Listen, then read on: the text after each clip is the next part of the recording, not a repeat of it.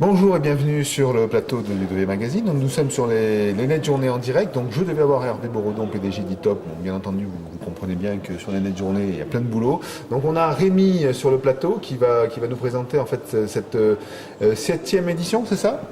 Tout à fait, 7e édition. Après la Lorraine, après Nice, après Enghien, nous sommes en Alsace cette année, accueillis par l'Académie de Strasbourg.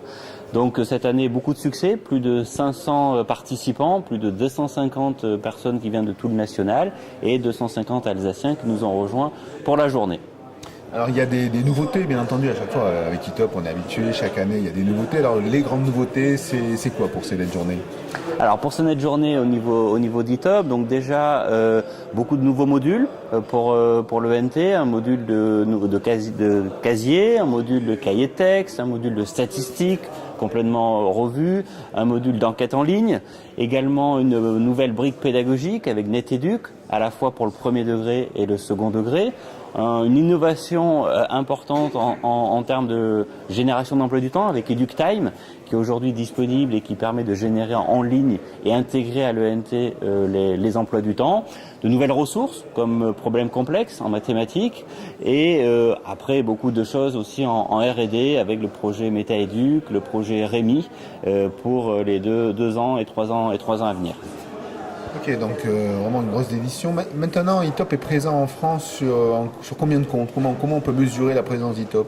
Alors aujourd'hui, E-Top accompagne 4 régions, 23 départements, 3 syndicats mixtes, ce qui fait à peu près 800 écoles, un peu plus de 1300 collèges et 700 lycées, ce qui fait globalement à peu près 4 millions d'utilisateurs, tout confondu, élèves, parents, enseignants, au quotidien.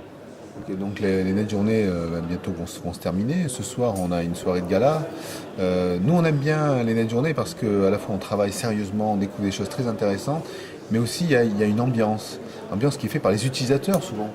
Tout à fait, l'essentiel des ateliers qui ont été présentés pendant cette journée, plus de 100 ateliers, ont été faits à plus de 90% uniquement par des utilisateurs, que ce soit des enseignants, des chefs d'établissement, des membres des différentes DAN, et c'est ce qui est important parce que les présentations de produits, ça va 5 minutes, mais ce qui est intéressant, ce sont les usagers et cette ambiance, cette convivialité, au-delà des usages, est aussi apportée. On a pu déjà avoir un aperçu hier, avec un certain nombre d'interventions des DAN, et on va encore avoir différentes surprises ce soir lors de la soirée de gala. Pour finir de Strasbourg, parce qu'on est dans l'Académie Strasbourg, qui est la région qui nous invite quelque part, qui nous accueille. Quelle est la spécificité au niveau des usages de Strasbourg? Alors, un des premières caractéristiques de l'ENT de Strasbourg, c'est déjà son antériorité, puisque ça fait presque 10 ans aujourd'hui qu'ils utilisent l'ENT, donc de très très gros usages, beaucoup d'usages en matière de gestion de la vie scolaire, en matière de communication. Et autre particularité, c'est l'utilisation importante de Moodle comme brique pédagogique de l'ENT, avec un travail de R&D important par rapport aux différents usages de cette brique pédagogique. On a entendu dire que E-Top avait dû intégrer rapidement le double de travail prévu de tout ça, non? Tout à fait. Effectivement, le déploiement et la transition devaient se faire sur plusieurs vagues. Finalement, un choix stratégique a été pris en avril dernier, où il a fallu effectivement intégrer beaucoup plus rapidement l'ensemble des établissements, donc l'ensemble des collèges et des lycées alsaciens.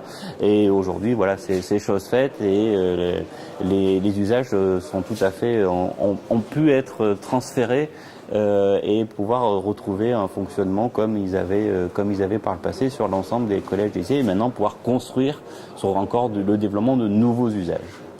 Mais merci merci Rémi alors, et le bonjour à Hervé qui doit être quelque part dans ces bâtiments.